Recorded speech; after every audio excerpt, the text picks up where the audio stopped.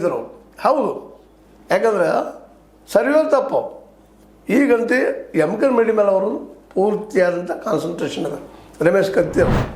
ಯಾಕಂದರೆ ಈಗ ಅವರ ಅಸ್ತಿತ್ವ ಪ್ರಶ್ನೆ ಬಂದಿದೆ. ಈಗ ನಾನು ಹಲವು ಸಲ ಹೇಳಿದ್ದೀನಿ ಮಾತನ್ನು. ರಮೇಶ್ ಕತ್ತಿ ಅವರಿಗೆ ತಮ್ಮ ಅಸ್ತಿತ್ವ ಪ್ರಶ್ನೆ ಬಂದಿದೆ, ಭಾಳಷ್ಟು ದೊಡ್ಡ ಪ್ರಮಾಣದಲ್ಲಿ ಬಂದಿದೆ. ಹೀಗಾಗಿ ಅವರು ಇದ್ದಂಥವ್ರು ಏನಪ್ಪ ಆಕ್ರಮಣ ಬಂದಾಗ ಪ್ರತ್ಯಾಕ್ರಮಣ ಪ್ರತಿ ಉತ್ತರ ಸರಿಯಾದ್ದು, ಅಟ್ಯಾಕ್ ಆಗಬೇಕು ಅನ್ನೋಂಥ ನೇಚರ್ದವ್ರು ಅವರು. ಡಿಫೆನ್ಸ್ ಆಡೋ ಲೆಕ್ಕಲ್ಲ ಅವರು.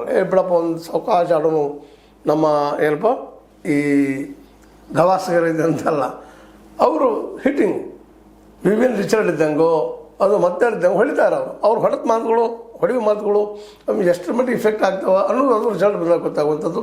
ಕೆಲವೊಂದ್ರಲ್ಲಿ ಅವರು ಯಶಸ್ವಿ ಆಗಿದ್ದಾರೆ.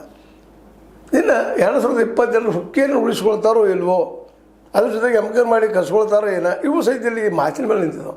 ಮಾತುಗಾರರು ಗೆಲ್ತಾರೋ ಕ್ರಿಯಾಶೀಲರು ಗೆಲ್ತಾರೋ ಅನ್ನೋ ಸಹಿತ ಇವತ್ತು ಒಂದು ಹೊಸ ಇಕ್ವೇಷನ್ ಸ್ಟಾರ್ಟ್ ಆಗಿದೆ ಬೆಳಗಾವಿ ಮತ್ತು ಬಾಗಲಕೋಟೆಯಲ್ಲಿ ಏನಾದರೂ ಕಾಂಗ್ರೆಸ್ ಗೆದ್ರೆ ಹೌದಪ್ಪ ಸತೀಶ್ ಅವರು ಮನೆಗೆ ಹೋಗುವಂಥ ಏನು ಒಂದು ಚಾಲಾಕ್ತನ ಅದು ಹೇಳ್ಬೋದಲ್ಲಿ. ವಿರೋಧಿಗಳು ಆರೋಪ ಮಾಡ್ತಾರೆ, ಮನೆಯಲ್ಲ ದುಡ್ಡು ಹೇಳ್ತಾರೆ, ಮತ್ತೇನೋ ಮಾಡ್ತಾರೆ, ಸಾಲ ಹೇಳ್ತಾರೆ, ಅಂದಿಸ್ತಾರೆ, ಗುಂಡಾಗಿರಿ ಮಾಡ್ತಾರೆ, ಅದು ಇದೊಂದು ಆರೋಪ ಮಾಡ್ತಾರೆ. ಅದಕ್ಕೆ ಅವ್ರಿಲ್ಲ ಅದು ಇದು ಅವ್ರು ಉತ್ತರ ಕೊಡ್ತಾರೆ. ಮತ್ತು ಬೇರೆ ಆದರೆ ಅವ್ರು